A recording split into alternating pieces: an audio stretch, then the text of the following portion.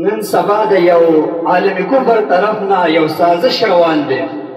او سازش دا روان دی چې د مولانا عام مسلمان بدزنه کول غواړي چې څنګه موږ د ایمان باندې حمله وکړو اټیک وکړو خو افسوس زمونږ ساده مسلمان د دې سازش ښکار شوی دی د دې حصه جوړه شوې ده او پته ورته هم نشته مگر نه ای مسلمانه تا ته پته نشته چې مولا چاته وایي مولا وارث ته مصطفی ته وایي مولا ستا د دین ستا د دنیا ستا د مستقبل خیرخوا ته وایي مولا چاته وایي ان الله وملائکته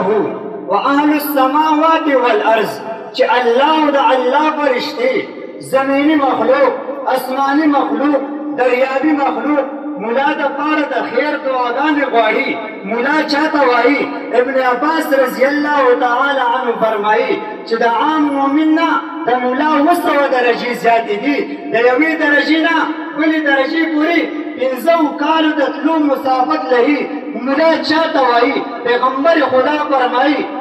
چې مولا فضیلت په عام عابد باندې داسې دی څنګه چې زما فضیلت په تاسو کې یو ادنا باندې دی وایه سبحان الله لږ چاته وایه سره وایه سبحان الله علماء کرام به تشریف راوړي خو تاسو توجه سټیج ته لږ غواړو او راځئ چې په اسانه دې پوه کړم مولا چاته وایي مولا چاته وایي ای ته خبرې مولا څوک دی او چاته وایي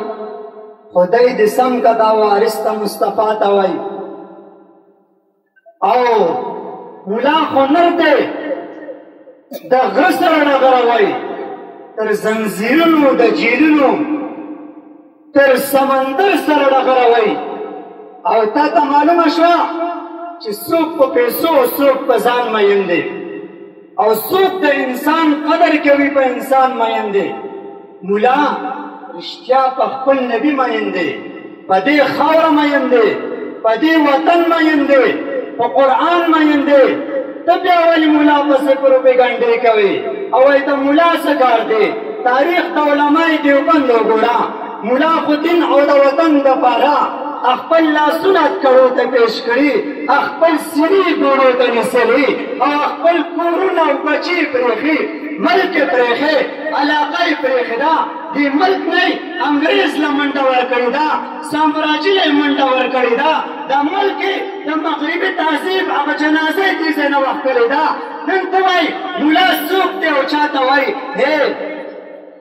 ما تاسو ته عرض کولو چې مولا چاته وایي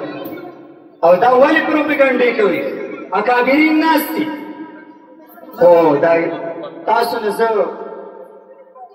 دا چې کوم کسان ولاړ دي دوی ته ګزارش دی تاسو کېږي موږ به سټیج نه انشاءالله کوشش کوو چې دا انتظام موږ سنبالو زه یو څو ګیلې د تا نه لرم د څو پوښتنې د تا نه لرم ته د ملا سپکاوی ولې کوې څه له کوې ته د مولا سپکاوی ولې کوې څه له کوې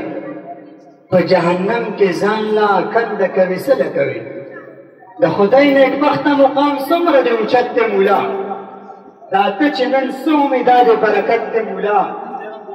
او ته چې ماشوم یې الف بې نه هم مولا خبر کړي د ژوند د ښې توښې نه هم مولا خبر کړي بیا چې لږ خشتې قرآن سپارې در زده کړي مونځ یې زده کړو روجې یې زده کړې بیا په زکاتونو او صدقو په مسلو باندې هم پوه کړې تاسو لږ دې طرف ته توجه حضرت تاسو لږ دې طرف ته توجه ستاسو غواړم او بیا چې لږ ښه شلې تاله یې نکاح وکړله د ژوند دپاره یې تاله یې دعا وکړله